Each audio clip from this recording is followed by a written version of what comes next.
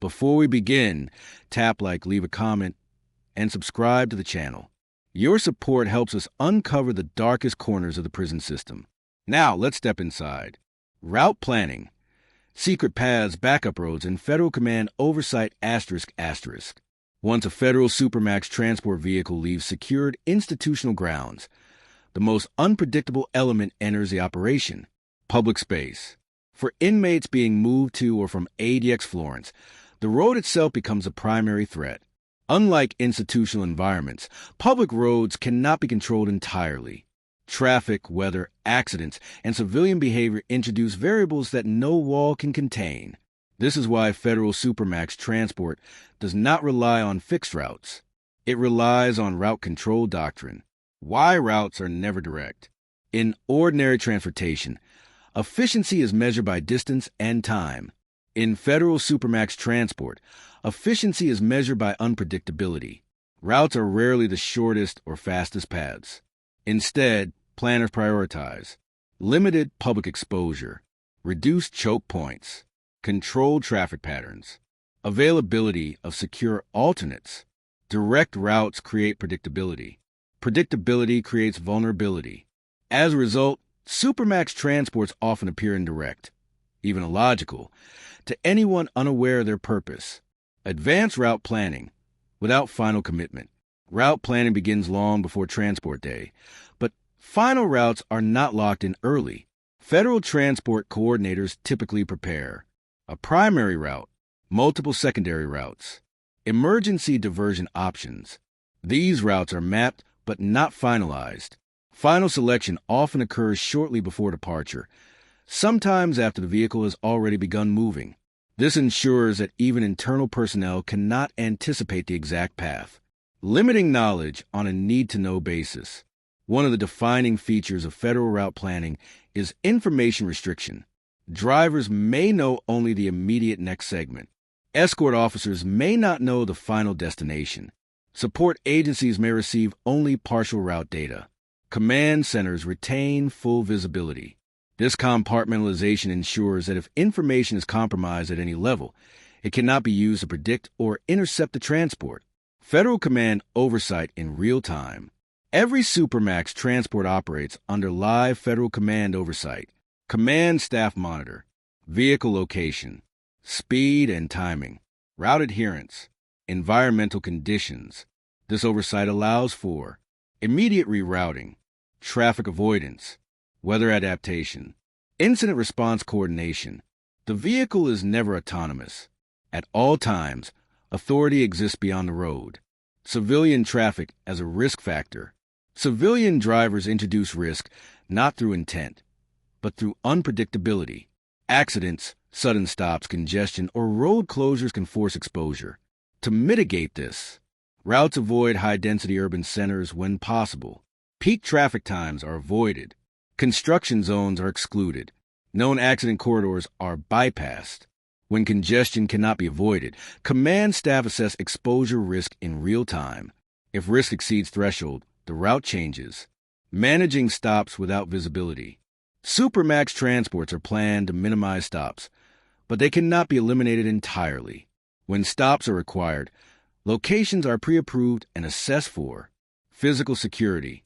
Controlled access. Low civilian presence. Stops may involve secure federal facilities, controlled law enforcement zones, isolated areas under temporary control. Inmates are never exposed to public view during stops. Doors remain closed unless protocol requires otherwise. Air transport and multimodal planning. In some cases, transport includes air segments. When this occurs, ground routes connect secure facilities to airfields. Aircraft are selected for isolation capability. Timing is coordinated to minimize exposure. Air transport introduces different risks, but also reduces prolonged public exposure. Whether by air or ground, the doctrine remains the same. Control the environment, limit predictability. Emergency rerouting protocols. If a route becomes compromised, rerouting is immediate. Triggers include accidents, law enforcement activity, mechanical issues, weather events. Rerouting does not require public explanation. Command staff authorize changes, and vehicles adjust without delay. In these moments, preparation becomes critical. Every alternative route exists because someone planned for failure. Why routes are never reused. One of the least visible but most important policies is route non-repetition. Federal transport doctrine discourages reuse of identical routes for high-risk inmates. Repetition creates patterns. Patterns create opportunity. Even successful transports are reviewed and adjusted to prevent predictability in future movements. Coordination without disclosure. Local law enforcement may be informed of a transport presence without being told who is inside. This allows traffic support, emergency coordination, jurisdictional awareness, but identity and classification remain restricted. The fewer people who know, the safer the operation when the road becomes the institution. Once a Supermax transport is underway, the vehicle, the route, and the command structure function as a single system. If any element fails, the system absorbs a failure without collapsing. That resilience is intentional. The road is unpredictable, but the response is not. Closing transition. Route planning is where federal authority extends beyond walls and into civilian space. It is a phase where secrecy matters most, where planning is tested against reality, and where command oversight must function without hesitation. By the time a transport reaches its destination, the route itself has already served its purpose. It has carried authority quietly, without recognition. But the journey does not end when the vehicle slows, because arrival introduces its own risks. And that final transition from movement back into walls is just as tightly controlled as everything that came before. Escort team operations, command structure, roles, and on-road procedures ***.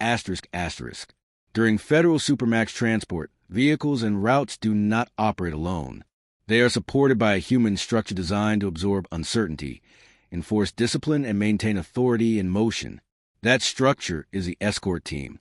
For inmates being moved to or from ADX Florence, escort operations are not improvised security details. They are formalized command units operating under clearly defined federal doctrine. Every role exists for a reason. Every position has limits. And every decision follows a chain of authority that does not bend once movement begins. Why escort teams are structured, not flexible. Federal transport policy rejects flexible role assignment during high-risk movement. Flexibility creates ambiguity. Ambiguity creates hesitation. Hesitation creates opportunity. Escort teams operate under fixed role designation established before transport day. Each officer knows their position, their authority, their limits. No role overlaps. No responsibility is shared casually. This structure prevents confusion during moments that require immediate response. The command hierarchy. At the top of the escort structure is the transport commander. This individual holds operational authority during movement, maintains communication with federal command centers, approves route changes, stops, and emergency responses. The transport commander does not drive. They do not apply restraints. They do not engage physically unless required. Their role is decision-making, not execution. Vehicle crew roles. Within the primary transport vehicle, roles are assigned with precision. Typical assignments include primary driver, secondary driver or vehicle operator, inmate control officer, observation officer. Each role has defined responsibilities and prohibited actions. For example, drivers do not engage the inmate. Control officers do not make routing decisions. Observation officers do not issue commands. This separation prevents task overload and reduces error. Escort vehicles and support units. High-risk transports may include additional escort vehicles. These vehicles maintain spacing protocols, monitor traffic conditions, provide rapid response capability. Support units are not reactive by default. They exist to deter interference and absorb unexpected events without escalating the primary operation. In many cases, their presence is subtle or unmarked. Communication discipline. Escort teams operate under strict communication protocols. Communication is functional, minimal, purpose-driven. Unnecessary conversation is prohibited. Radio traffic is limited to status updates, route confirmations, incident reporting. This discipline reduces distraction and ensures that critical information is never buried under noise. On-road behavioral standards. Escort officers are trained to maintain neutral presence throughout transport. This includes no verbal engagement with the inmate beyond commands, no reaction to provocation, no deviation from procedure. Federal training emphasizes that emotional response is a vulnerability. The escort team does not argue, explain, or negotiate. Authority is procedural, not personal.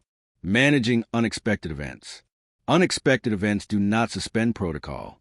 If an incident occurs, traffic disruption, weather change, mechanical concern, the escort team responds through predefined procedures. No officer acts independently. Decisions are routed through transport commander, federal command oversight. This prevents panic responses and preserves control even under pressure. Use of force doctrine during transport. Force during transport is governed by stricter standards and inside institutions. Reasons include confined space, vehicle movement, public exposure. Escort teams are trained to prevent escalation, maintain restrained integrity, protect vehicle stability. Force is a last resort. If used, it triggers documentation and review at multiple levels. Monitoring the inmate without engagement. Escort officers continuously monitor the inmate for physical distress, movement attempts, changes in posture or breathing. Monitoring is observational, not interactive. Officers do not converse or reassure. This reduces manipulation risk and maintains psychological distance. Fatigue management and rotation. Federal transport doctrine recognizes fatigue as a risk factor. Escort teams are scheduled to rotate driving responsibilities, maintain alertness, avoid prolonged continuous engagement. Fatigue leads to mistakes. Mistakes during transport are unacceptable. Accountability and post-transport review. Once transport concludes, escort operations do not end. Every team participates in post-movement debriefing, incident reporting, procedural review. This feedback loop ensures continuous improvement, identification of vulnerabilities, prevention of pattern development. Escort teams are evaluated on consistency, not speed. Why escort operations remain invisible. The success of escort teams is measured by absence of attention. No headlines, no witnesses, no disruptions. When escort operations are noticed, something has already failed. That is why the system emphasizes invisibility. Closing transition. Escort teams are the connective tissue of Federal Supermax transport. They translate policy into motion, authority into presence, and planning into execution. But even the most disciplined escort operation must eventually hand control back to walls. And that transition from vehicle to institution is one of the most critical moments of all, because arrival is not the end. It is a final test of containment. Inside the ride, monitoring traffic risks and real-time adjustments. Once a Federal Supermax transport vehicle is fully underway, the operation enters a phase where nothing can be paused, and every decision must account for motion, environment, and time. Inside the vehicle, control is constant. Outside the vehicle, unpredictability is unavoidable. For inmates being moved to or from ADX Florence, this phase represents the most prolonged exposure to risk, not because of inmate behavior, but because the system must operate within public space for extended periods. Federal transport doctrine treats this phase as continuous assessment, continuous monitoring, without engagement. Monitoring inside a Supermax transport vehicle is unbroken. Escort officers observe breathing rhythm, body positioning, movement attempts, signs of discomfort or distress. Monitoring is visual and procedural. There is no conversation, no reassurance, no reaction. Engagement increases unpredictability. Observation preserves control. Why silence is enforced. Silence inside the vehicle is intentional.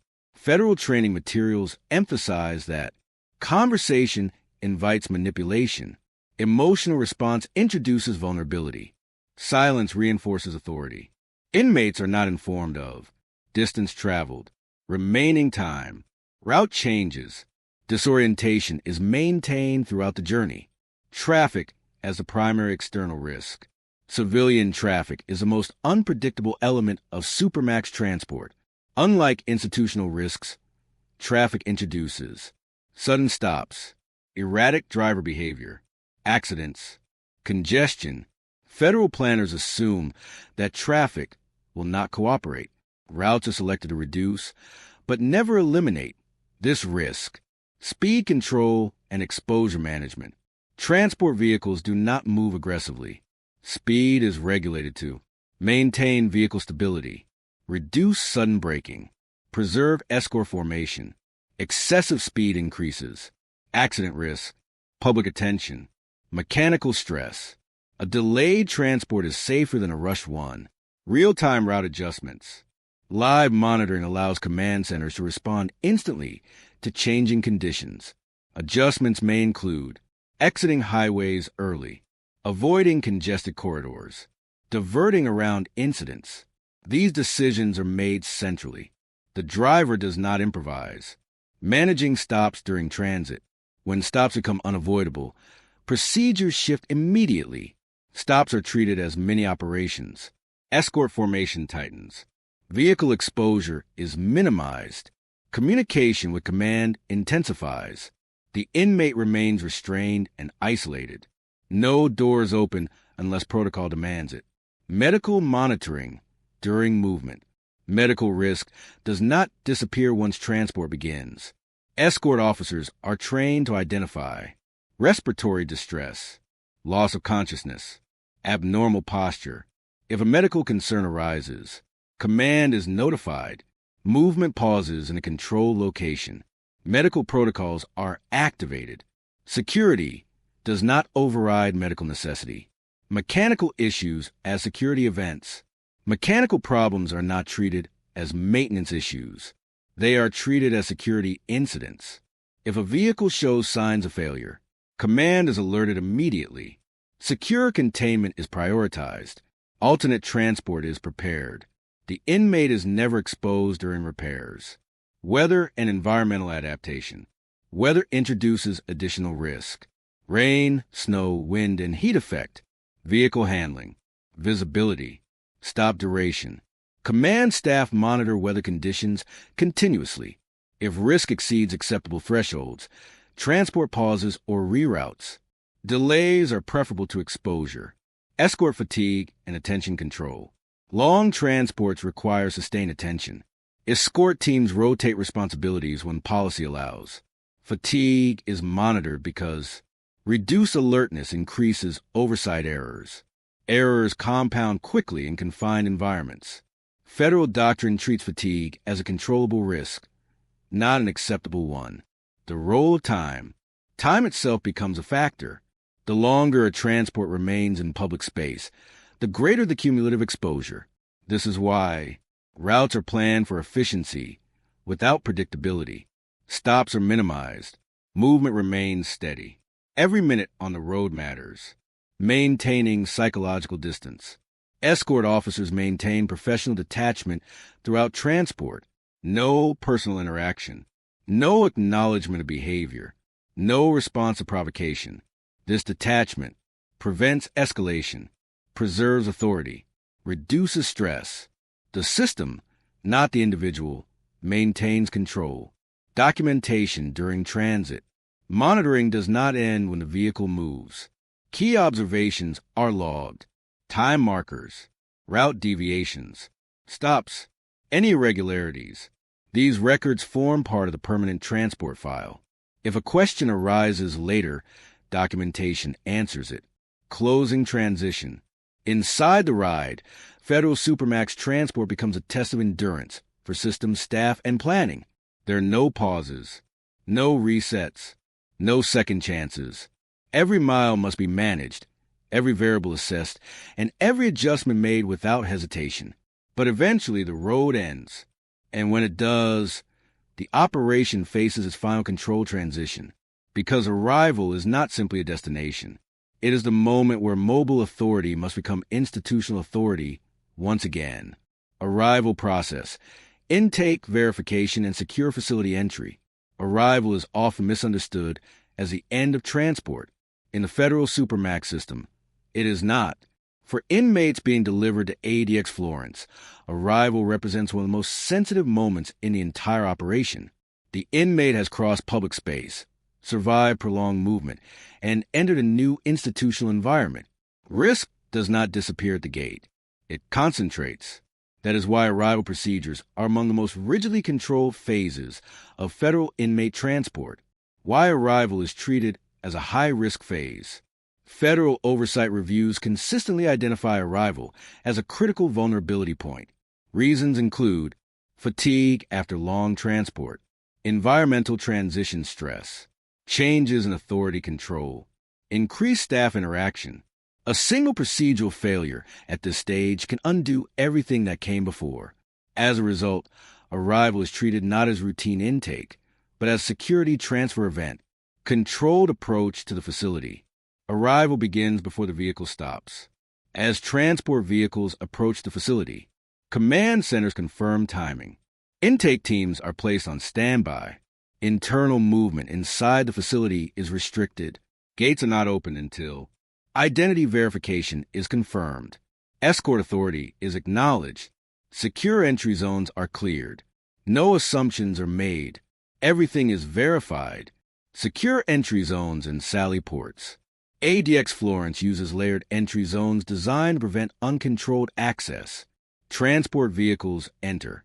Secured outer perimeters. Controlled sally ports. Interior intake zones. At no point is the inmate exposed to open space. Doors close behind the vehicle before any interior doors open. This airlock-style containment ensures that authority never overlaps in uncontrolled environments. Transfer of custody authority. One of the most delicate moments during arrival is a formal transfer of custody. Escort authority does not end automatically. It ends only when facility staff confirm identity, documentation is reviewed, custody transfer is acknowledged by supervisors. Until that moment, escort teams retain control. This prevents confusion over responsibility and ensures accountability. Identity verification protocols. Identity verification is conducted using multiple methods. These may include photographic confirmation, documentation cross-checks, biometric verification, where applicable.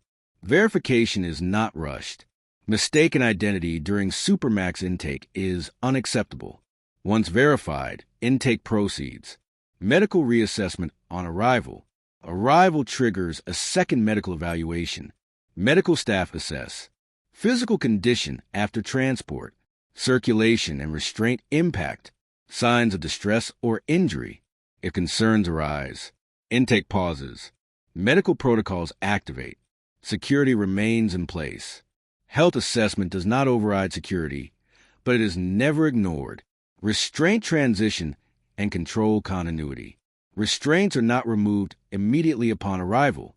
Instead, control is maintained during intake. Restraints are adjusted only under supervision. Removal occurs in stages. This staged approach ensures that control is never fully released during transition. Walls do not replace restraints instantly.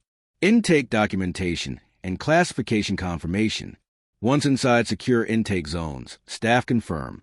Transfer authorization. Classification level. Housing assignment. For ADX Florence, housing is not determined on the spot.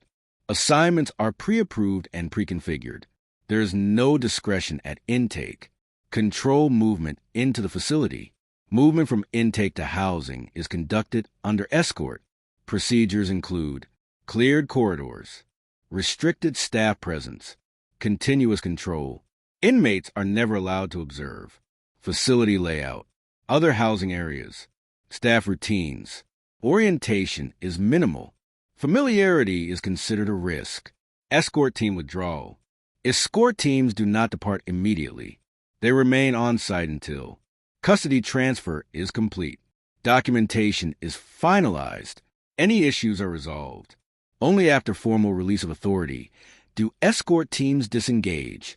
This prevents gaps in responsibility. Post-arrival lockdown measures. Following arrival, localized lockdowns may occur. These measures stabilize the environment, prevent information spread, allow staff to reset operations. Other inmates may not be informed of the arrival at all. Silence preserves order, documentation, and oversight review. Arrival generates extensive documentation. Records include time of arrival, identity verification confirmation, medical assessment outcomes, custody transfer acknowledgement. These records close the transport file, but they also open the next phase of oversight. Why arrival is quiet by design. There is no announcement when a Supermax inmate arrives. No visible reaction. No disruption. The most successful arrival is the one no one notices, because attention is risk. Closing transition. Arrival marks the end of movement, but not the end of control. The inmate has transitioned from mobile custody back into walls, from escort authority to institutional authority, and from public exposure to absolute confinement.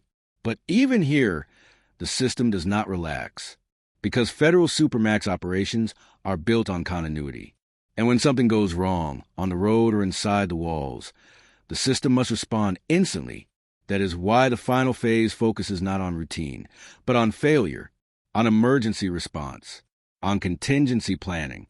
Because no system is complete without preparing for what happens when things do not go as planned. Emergency responses, fail-safes, backup systems, and unexpected events. No Federal Supermax transport plan assumes perfection.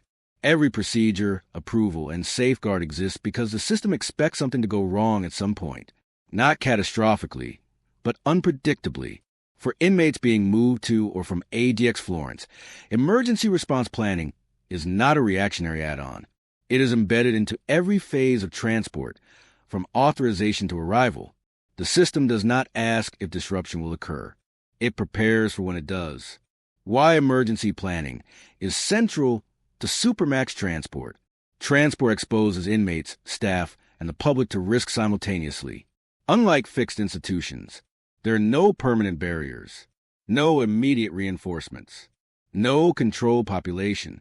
Every failure must be contained with what is already present. That is why federal transport doctrine emphasizes self-sufficiency. Every team must be able to stabilize a situation without improvisation. Mechanical failure as a security scenario. Mechanical issues are among the most common disruptions during transport. Flat tires, engine warnings, or system malfunctions are treated not as inconveniences, but as security events. Protocols require immediate communication with command, vehicle stabilization in a controlled location, maintenance without inmate exposure. Inmates remain restrained and isolated throughout. If repair is not immediately possible, alternate transport is deployed. Movement never resumes until full control is restored. Traffic accidents and external incidents. Traffic accidents introduce immediate public exposure risk. If a collision or roadway incident occurs, escort formation tightens. Inmate compartment remains sealed. Command oversight escalates. Local emergency responders may be engaged without disclosure of inmate identity. The priority is containment, not speed. Medical emergencies during transport. Medical emergencies are treated as dual risk events. They require rapid medical assessment, continued security control, minimal exposure. If an inmate experiences distress, movement halts at a secure location. Medical personnel are engaged. Restraints are adjusted only if medically required. Security does not disappear during medical response. Both priorities operate together. Weather-driven emergencies. Weather can transform control movement into high risk quickly. Severe conditions trigger. Route changes. Temporary sheltering. Delayed movement. Federal command staff monitor forecasts continuously. If risk exceeds acceptable thresholds, transport pauses, even if inconvenient. Delays are safer than exposure. Communication failures and redundancy. Loss of communication is considered a serious incident. To prevent isolation, vehicles carry redundant communication systems. Escort teams maintain pre-planned signal protocols. Route contingencies include communication recovery points. If communication cannot be restored, movement stops. Unsupervised transport is unacceptable. Security threats and external interference. Though rare, federal planning accounts for potential external threats. If interference is suspected, routes are altered immediately. Support units may be activated. Transport may divert to secure facilities. No attempt is made to confront threats directly unless unavoidable. Avoidance preserves control. Internal disruptions and resistance. If an inmate becomes disruptive during transport, escort officers apply containment procedures. Force is used only if necessary. Documentation begins immediately. Restraints are not removed during disturbance. Stability, not punishment, is the objective. Breakdown of escort team capability. If an escort officer becomes incapacitated, backup roles activate. Command oversight coordinates replacement. Transport pauses if staffing falls below threshold. Every role has a contingency. No operation depends on a single individual. Emergency custody transfer points. Federal transport routes include pre-approved emergency custody locations. These may include federal detention centers, secure law enforcement facilities, controlled federal properties. If transport must be halted indefinitely, custody can be transferred without exposure. These locations are rarely used, but always planned. Documentation and after-action review. Every emergency, regardless of outcome, is documented.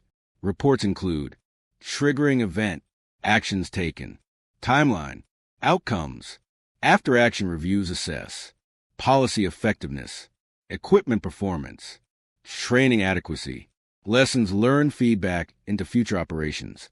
Failure becomes instruction. Why transparency is limited. The public rarely hears about Supermax transport emergencies. That silence is deliberate. Public disclosure.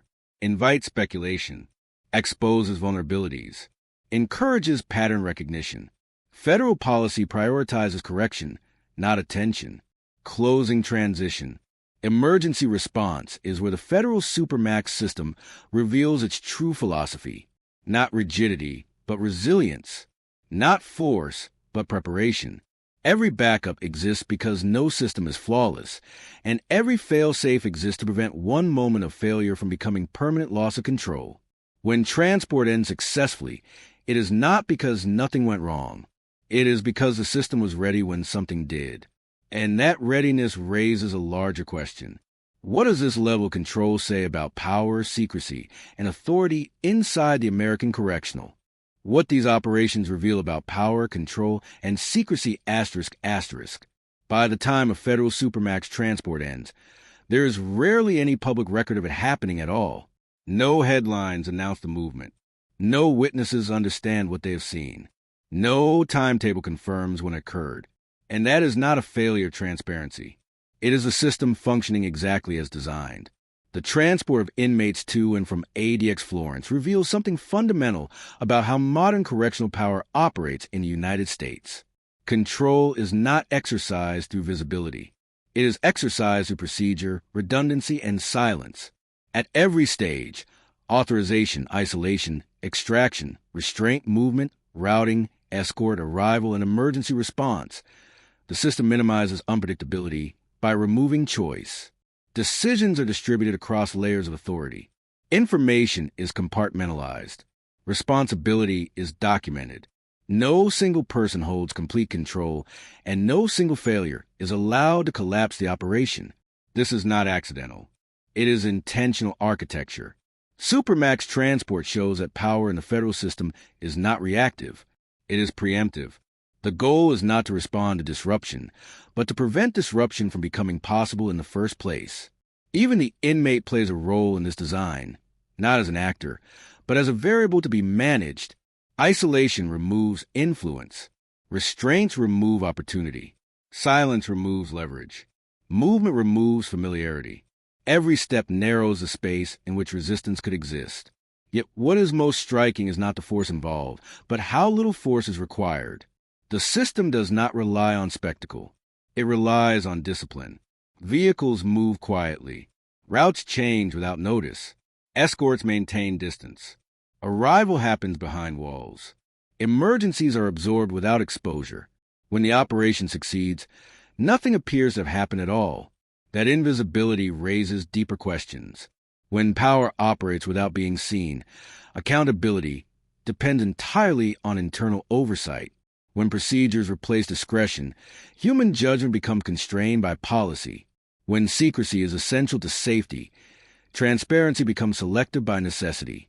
Federal Supermax transport exists at the intersection of these tensions. It is a system built to protect institutions, staff, and the public, but also one that reveals how far modern corrections has evolved toward control through structure rather than control through force.